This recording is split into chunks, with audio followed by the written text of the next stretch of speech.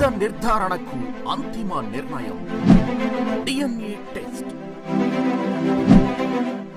ఉన్నది ఉన్నట్లుగా వాస్తవాలను శోధించి వివరించే మన DNA టీవీ, మన రాష్ట్రం, మన ఛానల్.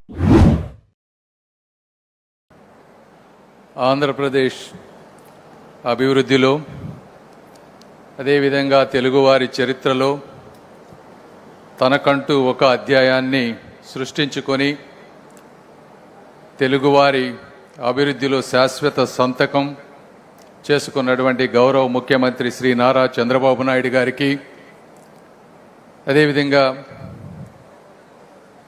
సహచర పార్లమెంటు సభ్యులు, యువ నాయకులు, మా మిత్రులు, అమలాపురం పార్లమెంటు సభ్యులు గంటి హరీష్ గారికి, ఈ కార్యక్రమానికి కర్త కర్మ క్రియ అయినటువంటి కిమ్స్ యజమానులు బొలినేని భాస్కర్ రావు గారికి, సీనయ్య గారికి, అదేవిధంగా సతీష్ రెడ్డి గారికి, మా కలెక్టర్ సాయికాంత్ వర్మ గారికి, వారితో పాటు ఇక్కడ మా ముందు కూర్చున్నటువంటి అమరావతి రైతన్నలకు, భావి వైద్య విద్యార్థులకు, అధికారులకు, పాత్రికేయులకు, అమరావతి ప్రాంత ప్రజలకు అందరికీ కూడా మనస్ఫూర్తిగా ధన్యవాదాలు తెలుపుతా ఉన్నాను. ఈరోజు ఒక మంచి కార్యక్రమం శంకుస్థాపన చేసుకున్నాం. దాని శంకుస్థాపన అనే దానికన్నా కూడా ఒక మంచి విత్తనాన్ని నాటామని అనిపిస్తూ ఉంది నాకు. ఈ విత్తనం అనేది ఒక మహావృక్షంగా మారబోయేటువంటి విత్తనం, మానవ జీవితాన్ని మార్చగలిగేటువంటి శక్తి ఉన్నటువంటి విత్తనం, మన ఆంధ్రప్రదేశ్లోని వేల కుటుంబాల భవిష్యత్తుని మార్చగలిగే శక్తి ఉన్నటువంటి విత్తనం. ఈ అమరావతి నేల సాక్షిగా ఒక నైపుణ్య రాజధానిగా, ఆరోగ్య రాజధానిగా, వైద్య సేవలను ప్రపంచ స్థాయికి వాటికి దిశ చూపే విధంగా నాంది పలికే ఈ కార్యక్రమానికి అంకురార్పణ చేసినటువంటి కిమ్స్ యాజమాన్యానికి గుంటూరు ప్రాంత ప్రజల తరపున మనస్ఫూర్తిగా ధన్యవాదాలు తెలుపుతా ఉన్నాను మరొక్కసారి. ఎందుకంటే ఈరోజు ఇందులో చాలా ఉన్నాయి. మెడికల్ కాలేజ్ ఉన్నాయి, ఎలీడ్ హెల్త్ సైన్సెస్ ఉన్నాయి, అంటే ఫార్మకాలజీ, నర్సింగ్ కాలేజ్, అదేవిధంగా డెంటల్ కాలేజ్, వీటితో పాటు ఇంజనీరింగ్, MBA, మేనేజ్మెంట్కి సంబంధించినటువంటి అనేక ఉన్నాయి.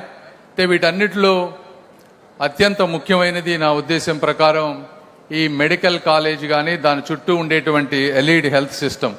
ఎందుకంటే వైద్యుడు ఒకరోజు ఏదో ఒక వ్యక్తిని డయాగ్నోస్ చేసిన వెంటనే సరిపోదు, సర్జరీ చేయాలన్నా కూడా, వాళ్ళకి కంప్లీట్ రికవరీ కావాలన్నా కూడా అనేక మంది అటువంటి ఫిజికల్ థెరపిస్టులు కానీ నర్సెస్ కానీ అవసరం ఉంది. అంటే ఇంటిగ్రేటెడ్ కేర్ ఎక్కడైతే ఉంటుందో ఆ ప్రాంతంలో కానీ, ఆ హాస్పిటల్స్లో కానీ అవుట్కమ్స్ బాగుంటాయి, ప్రజలకు మంచి జరుగుతూ ఉంటుంది.